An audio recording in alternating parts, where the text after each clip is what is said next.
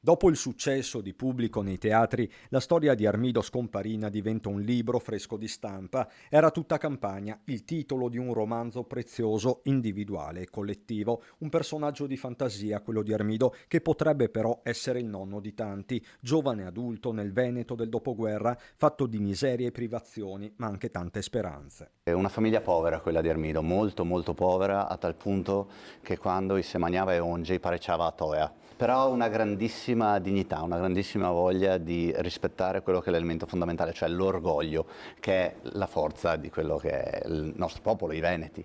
Ma questo ragazzino ha un sogno che è quello di aprirsi un'attività sua, una bottega del Casuin. Nella raccontare Armido, Davide Stefanato e Igor Barbazza raccontano il Veneto prima del grande boom e in parte parlano di loro stessi, del legame con la terra d'origine. Lo stesso Igor, attore di importanti sceneggiati e soap noti al grande pubblico, continua la sua attività da Treviso. L'esigenza mia era proprio quella di non solo tornare a casa, ma iniziare a fare qualcosa per il mio territorio. Abbiamo fatto un libro, oggi siamo qui per parlare del nostro libro che parla del nostro amato territorio e il sogno, il grande sogno è quello di poter portare la fiction in Veneto.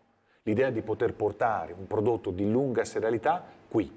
Intanto resta la storia di Armido, dedicata soprattutto alle nuove generazioni. Tra le varie persone noi scriviamo grazie a te Nina, mia figlia, che ha 3 anni tra poco, che tu possa attraverso queste pagine portare nel tuo futuro il ricordo e la forza del nostro Veneto passato.